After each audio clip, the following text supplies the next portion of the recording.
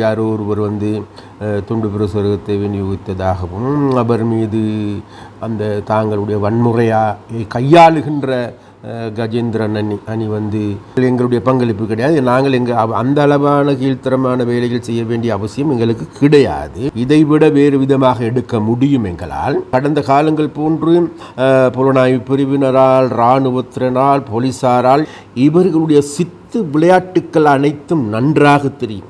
இவர்கள் போலித்தனமானவர்கள், போலி தேசியவாதிகள். இந்த அமைக்க இருக்கின்ற 14 கோபுரங்கள் அமைக்கப்பட்டிருக்கின்றது, அவைகளுக்கான குழிகள் தோண்டப்பட்டிருக்கின்றன, அவர்களுக்கான அடிக்கட்டுமான வேலைகள் முடிக்கப்பட்டிருக்கின்றன. கம்பெனிகளோடு ஏதோ ஒரு விதத்தில் கொடுக்கல் வாங்கலை செய்தவர்களே இன்றைக்கு இந்த போராட்டத்தில் பின்னால் இருக்கின்றார்கள். இந்த தாங்களுடைய மதத்தை மாத்திரம், தாங்களுடைய மதம் மாத்திரமே இதற்காக போராடுகின்றது என்று கூறிக்கொண்டிருக்கின்ற நபர்களிடம் நான் கேட்கின்றோம், அன்றைக்கு நீங்கள் வாய்மூடி மௌனிகளாக இருந்தீர்கள். இந்த 1990ஆம் ஆண்டு அகதியாக ஒரு ஷாப்பிங் பேக்கோடு சென்று மன்னார் இருந்து சென்ற நபர்கள் இன்றைக்கு கோடீஸ்வர குபேரர்களாக மாறியிருக்கின்றார்கள்.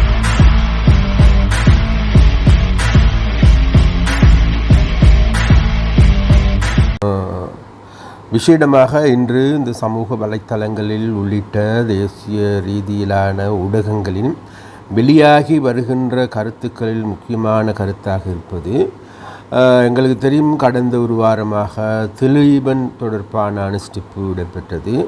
அப்போ அந்த அனுஷ்டிப்பு வேலைகளுக்கு நாங்கள் சென்ற பொழுது நாங்கள் தடுக்கப்பட்டோம். அதன் பிறகு நடந்து முடிந்து இறுதி நாளன்று யாரோ ஒருவர் துண்டு பிரசுரத்தை விநியோகித்ததாகவும் அவர் மீது அந்த தாங்களுடைய வன்முறையை கையாளுகின்ற கஜேந்திரன் அணி வன்முறையை கையாண்டதாகவும், அதன் பொழுது அதில் நீதி கேட்க சென்றவர்களுக்கும் அதே போன்று அதனுடைய நியாயத்தன்மையை கேட்க சென்றவர்களுக்கும் கூட பல்வேறு இன்னல்கள் ஏற்பட்டதாகவும் கூறப்படுகின்றது. எது எவ்வாறான போதிலும் கூட இந்த நிகழ்வுக்கும் எங்களுக்கும் தேசிய மக்கள் சக்திக்கும் எந்த விதமான தொடர்பும் கிடையாது. இதில் எங்களுடைய பங்களிப்பு கிடையாது. நாங்கள் அந்த அளவான கீழ்த்தரமான வேலைகள் செய்ய வேண்டிய அவசியம் எங்களுக்கு கிடையாது. ஏனென்றால் நாங்கள் ஆளும் கட்சி. அப்போ அந்த ஆளும் கட்சி என்ற வகையில் இவ்வாறான ஒரு சின்ன சிலும்பல் வேலைகளுக்கு எதிராக நாங்கள் எதுவும் நடவடிக்கை எடுக்க வேண்டும் என்றால் இதைவிட வேறு விதமாக எடுக்க முடியும் எங்களால். ஆனால் அந்த சின்னத்தனமான வேலைகளை நாங்கள் செய்வதில்லை. அதாவது ஒரு மனிதனை அனுஷ்டிப்பதற்கோ அல்லது போராடுவதற்கோ அல்லது கருத்து சொல்வதற்கோ பூரணமான சுதந்திரம் இருக்கின்றது என்பதை ஏற்றுக்கொள்கின்ற கட்சி. அப்போ அந்த வகையில் இந்த ஊடக சுதந்திரத்தை எடுத்துக்கொண்டாலும் சரி, கருத்து சுதந்திரத்தை எடுத்துக்கொண்டாலும் கூட முன்னர் விட கூடுதலாக இருப்பதன் காரணமாகவே இன்றைக்கு இந்த சமூக வலைத்தளங்கள் அனைத்திலும் எங்களுக்கு எதிரான பிரச்சாரங்கள் செய்யப்படுகின்றது.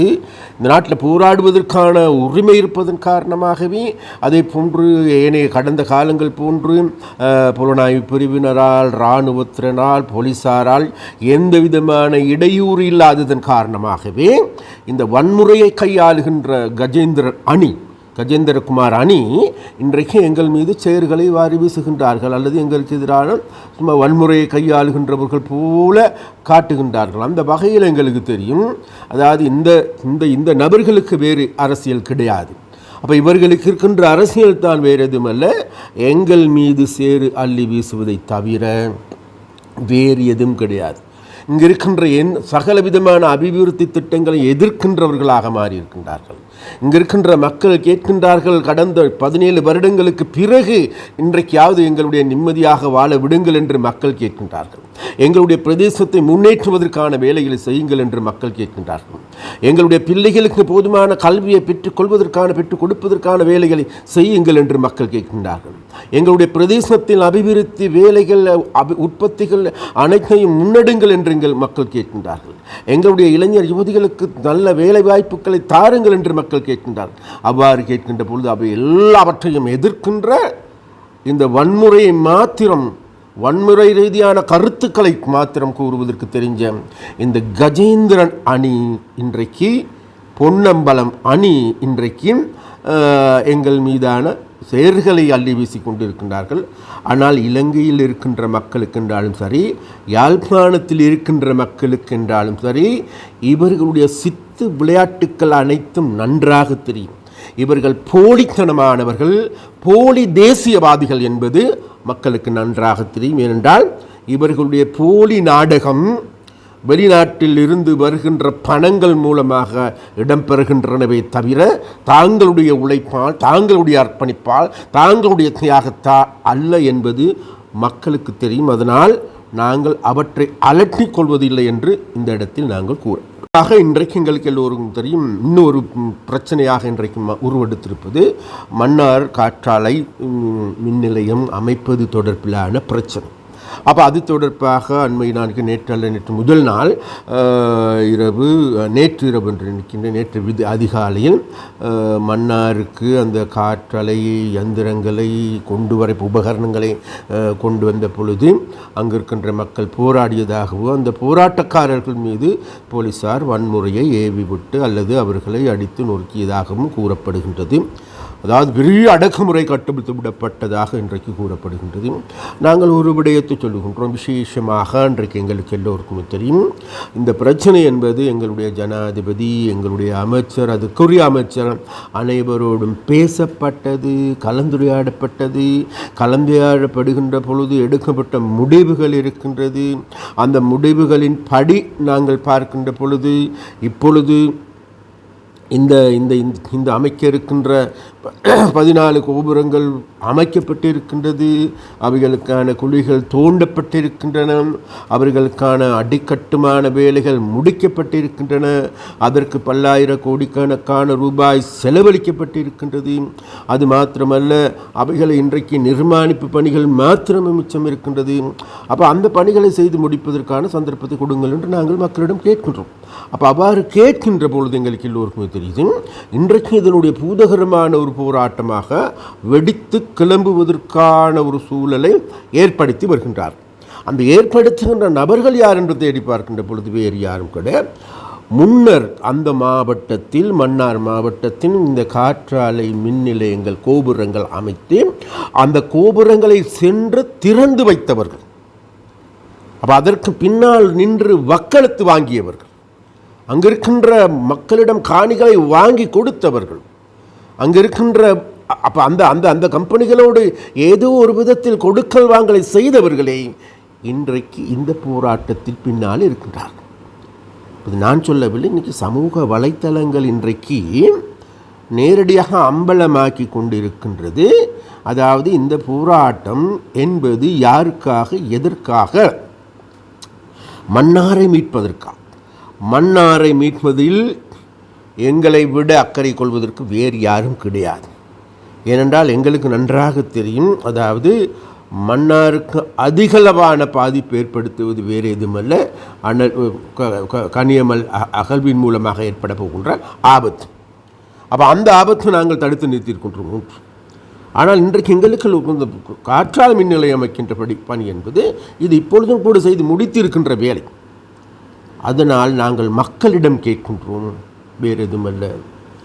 இன்றைக்கு உலகம் முழுவதும் நாங்கள் தேடி பாருங்கள், இலங்கையில் இதற்கு முன்னர் அமைக்கப்பட்ட காற்றாலை மின் கோபுரங்களை பாருங்கள்.